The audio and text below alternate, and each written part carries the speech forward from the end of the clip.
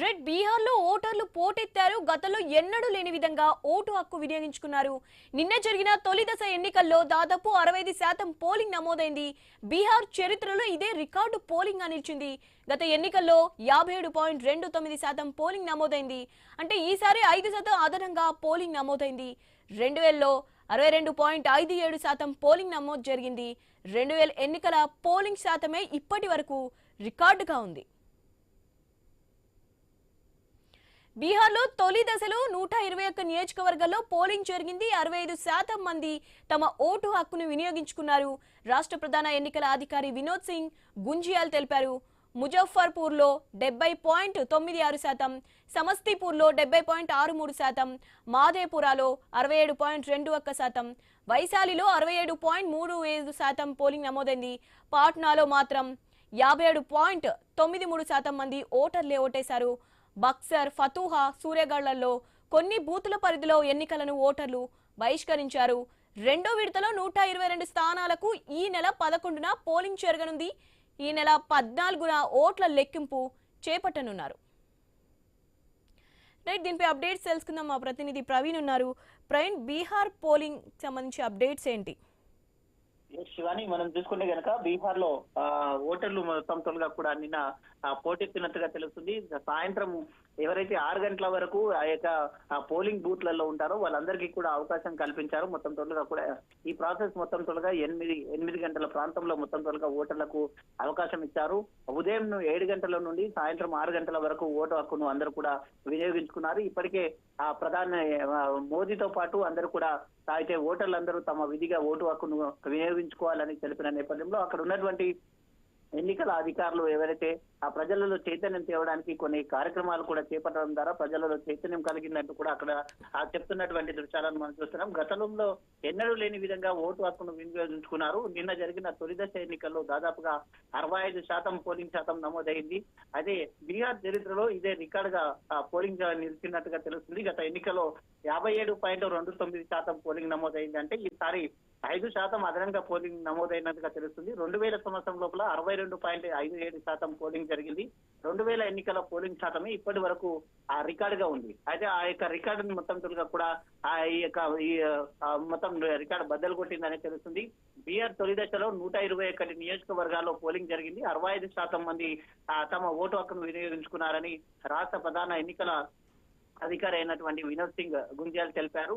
అయితే ముజఫ్పూర్ లో మొత్తం తొలగా 70.96% నమోదైంది. సమస్తీపూర్ లో 70.63% నమోదైంది. మాదేపూర్ లో 67.21%, వైశాలిలో 67.37% నమోదైనా తెలుస్తుంది. ఈ యొక్క పాట్నా ఏదైతే ఉంటుందో పాట్నాలో మాత్రం 57, అతి తక్కువగా పాట్నాలో నమోదైంది. అతి ఎక్కువగా చూసుకుంటే కనుక ముజాఫర్ లో నమోదైనట్టుగా తెలుస్తుంది. అయితే మొత్తం బాక్సర్, ఫతేహా, సూర్యగఢ్ లో కొన్ని బూత్ల పరిధిలోని ఎన్నికలను ఓటర్లు బహిష్కరించారు. అక్కడ ఉన్నటువంటి ఆ సమస్యల కారణంగానే అక్కడ ఓటర్లు మొత్తం త్వరగా కూడా ఆ యొక్క పోలింగ్ సెంటర్లకు ఓటు వేయకుండా అయితే ఎన్నికలను బహిష్కరించినట్టుగా తెలుస్తుంది. ఆ సమస్యలను ఎవరు కూడా తీర్చలేదు అంటూ కూడా ఈ యొక్క బహిష్కరణ చేశారంటూ కూడా తెలుస్తుంది. అదేవిధంగా చూసుకుంటే కనుక రెండో విడతలో 122 స్థానాలకు ఆ యొక్క పోలింగ్ నిర్వహిస్తారు. ఈ యొక్క పోలింగ్ ఈ నెల 11వ తేదీన ఇటు జూబ్లీ హిల్స్ ఎన్నికలు ఉండేటప్పుడే ఇక్కడ కూడా ఆ 11వ తేదీన ఈ ఎన్నికలను నిర్వహిస్తారు. ఈ నెల 14. ప్రవీణ్, మీరు ఒకసారి హోల్డ్లో ఉండండి.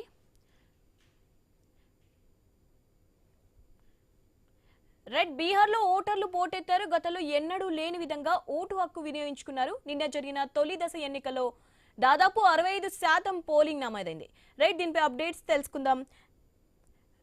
రైట్, దీనిపై మాట్లాడడానికి అనలిస్ట్ రెహమాన్ గారు ఉన్నారు. హలో సార్, నమస్తే. హలో సార్, నమస్తే, గుడ్ మార్నింగ్. మార్నింగ్ అండి. సార్, నిన్న జరిగిన బీహార్ తొలి దశ ఎన్నికల్లో 65% పోలింగ్ రికార్డ్ స్థాయిలో నమోదైంది. సో దీన్ని మనం ఎలా చూడాలండి? నిజానికి బీహార్ లాంటి వెనుకబడ్డ ప్రాంతంలో గతంలో చాలా స్వల్పమైనటువంటి ఓటింగ్ జరిగేది. అలాగే చాలా హింసాత్మక ఘటనలు కూడా జరిగేవి. కానీ ఈసారి చెప్పుకోదగ్గ హింసాత్మక ఘటనలు ఏవి జరగలేదు. ప్రశాంతంగా పోలింగ్ జరిగింది అన్నట్టుగానే ఎన్నికల సంఘం ప్రకటించింది. నిజానికి ప్రజాస్వామ్యాన్ని మరింత బలోపేతం చేసేటువంటి అంశం. మనం మీనాపూర్ నియోజకవర్గాన్ని కనుక ఒకసారి చూస్తే 73.39% అంటే అత్యధికంగా అక్కడ పోలింగ్ నమోదైంది. ఇది ప్రజాస్వామ్యాన్ని బలోపేతం చేసేటువంటి ప్రక్రియగానే చూడొచ్చు. అట్లానే ఈ మధ్య కాలంలో అక్కడ రాహుల్ గాంధీ గాని లేకపోతే మిగతా వాళ్ళు గాని ఎక్కువ మంది జంజి అంటే ఓటర్లు ఎన్నికల్లో పాల్గొనని యువతకు బాగా పిలుపునిచ్చారు. ఉత్సాహంగా ఎక్కువ సంఖ్యలో మహిళలు యువత ఈసారి ఎన్నికల్లో పోలింగ్ లో పాల్గొన్నట్టుగా మనకు కనపడుతుంది. మహాగఠబంధన్ అలాగనే ఎన్డీఏ కూటమి మధ్య ప్రధాన పోటీ ఉన్నప్పటికీ ప్రశాంత్ కుమార్ పార్టీ కూడా కొంత పోటీ పడుతున్నది. అది కూడా ఒక నిర్ణయాత్మక శక్తిగా ఉన్నట్టుగా మనకు కనపడుతోంది. లెఫ్ట్ పార్టీలు లోక్ జనశక్తి రామ్ విలాస్ పాస్వాన్ పార్టీ ఎన్డీఏలో లోక్ జనశక్తి భాగస్వామ్యంగా ఉండగా అక్కడ లెఫ్ట్ పార్టీలు కూడా కాంగ్రెస్ కూటమి ఏదైతే మహాగఠబంధన్ ఉందో ఆర్జేడీ కూటమిలో ప్రధాన కీలకంగా ఉన్నట్టు కనపడుతుంది. ఏమైనా మొత్తానికి అక్కడ ఇంత ఎక్కువ మొత్తంలో పెద్ద శాతం ఓటింగ్ లో ప్రజలు పాల్గొనడం అనేది నిజంగా ప్రజాస్వామ్యాన్ని బలోపేతం చేసేటువంటి ప్రక్రియగానే మనం చూడాలి.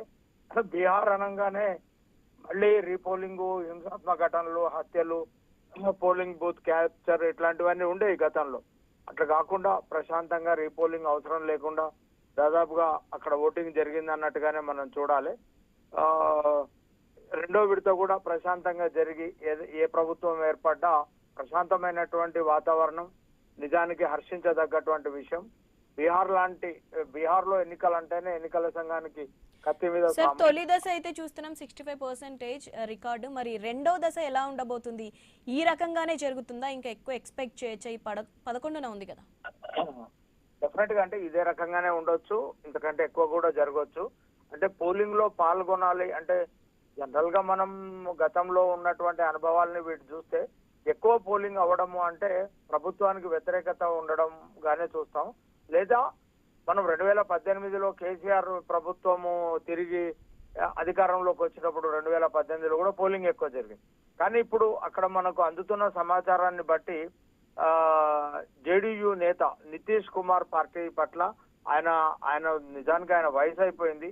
ఆయన సభల్లో ఏం మాట్లాడుతున్నాడో కూడా ఆయనకు తెలియని పరిస్థితి ఉంది. ఆయన పట్ల ఉన్న వ్యతిరేకతతోటి ఎక్కువ పోలింగ్ జరిగిందని మనకు తెలుస్తోంది. అంటే ఇది యాంటీ ఇన్కంబెన్సీ గానే చూడాల్సి ఉంటది అనేది నా అభిప్రాయం.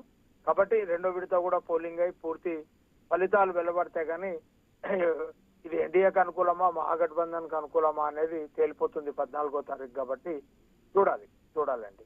అయితే ఈ తొలి దశ కేటగిరీలో ఎవరు ఎక్కువగా ఓట్లు వేశారు సార్? ఎక్కువగా యువత, మహిళలు పాల్గొన్నట్టుగా మనకు కనపడుతోంది. అంటే యువతను ఈసారి అంటే తేజస్వి యాదవ్ అట్లానే రాహుల్ గాంధీ యువతకు పిలుపునిచ్చారు. మీరు పోలింగ్ లో పాల్గొనండి, ఎక్కువ మంది మీ కుటుంబ సభ్యుల్ని పోలింగ్ లో పాల్గొనేటట్టు చూడండి, అంటే ఓటు పర్సెంటేజ్ ను పెంచండి అని పిలుపునిచ్చారు. ఆ పిలుపు కొంత సక్సెస్ అయింది అన్నట్టుగానే మనకు కనబడతా ఉంది. కాబట్టి అది ప్రభుత్వ అనుకూలత ఓటా వ్యతిరేక ఓటా అనేది ఖచ్చితంగా మనకు ఫలితాల తర్వాతనే తేలే అవకాశం ఉంది 14వ తేదీన. కాబట్టి మొత్తానికైతే అక్కడ యువత, మహిళలు పెద్ద సంఖ్యలో ఓటింగ్ లో పాల్గొని తమ ఓటు హక్కును వినియోగించుకున్నారు. వాళ్ళ ఆకాంక్ష ఏందనేది ఈవీఎం లో భద్రపరిచి ఉన్నది. కాబట్టి మనకు 14వ తేదీన బయటపడే అవకాశం ఉందండి. తొలి విడత అయితే చాలా ప్రశాంతంగా జరిగింది అని చెప్తున్నారు. మరి రెండో విడత గురించి అది కూడా అలానే ప్రశాంతంగా జరిగే ఛాన్సెస్ ఉందా? జరగాలని కోరుకోవాలి. మనమంతా ప్రశాంతంగానే జరగాలి.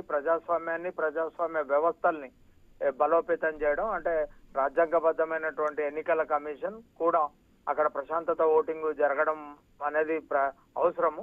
మరీ ముఖ్యంగా దేశంలో మనం ఈశాన్య రాష్ట్రాలు, కాశ్మీరుతో పాటు సమస్యాత్మక ప్రాంతాల్లో బీహార్ కూడా ఒకటి. బీహార్ అంటే అక్కడ ప్రైవేట్ ఆర్మీ లేకపోతే యూత్ అంతా గన్ కల్చర్, తుపాకులు వేసుకొని తిరగడం, బూత్ క్యాప్చరింగ్ ఇవన్నీ సర్వసాధారణం.